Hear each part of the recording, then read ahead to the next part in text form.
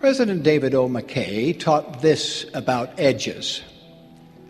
Many of us, through selfishness, are lingering near the edge of the animal jungle, where nature's law demands us to do everything with self in view.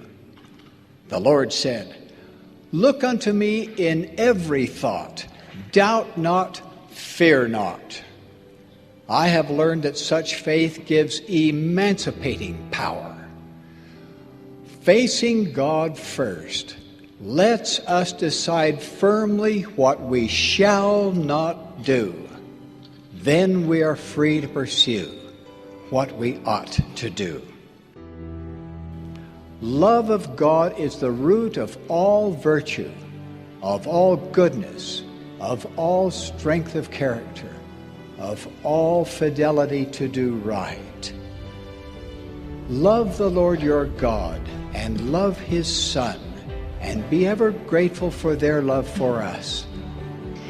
Whenever other love fades, there will be that shining, transcendent, everlasting love of God for each of us, and the love of His Son, who gave His life for us.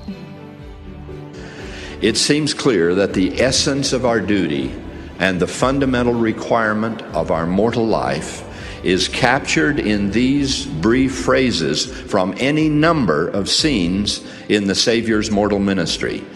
He is saying to us, trust me, learn of me, do what I do. Then, when you walk where I am going, he says, we can talk about where you're going and the problems you face and the troubles you have. If you will follow me, I will lead you out of darkness, he promises. I will give you answers to your prayers. I will give you rest to your souls. I'm not certain just what our experience will be on Judgment Day, but I will be very surprised if at some point in that conversation God does not ask us exactly what Christ asked Peter. Did you love me?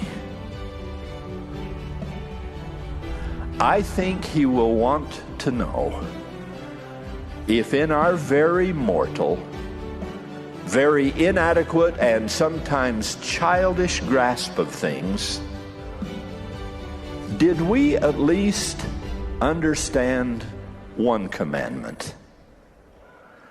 The first and greatest commandment of them all.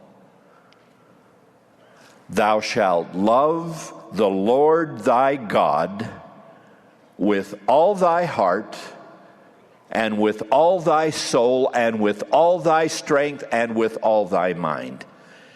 And if at such a moment we can stammer out, yea, Lord, thou knowest that I love thee, then he may remind us that the crowning characteristic of love is always loyalty. If you love me, keep my commandments, Jesus said. So we have neighbors to bless, children to protect, the poor to lift up, and the truth to defend.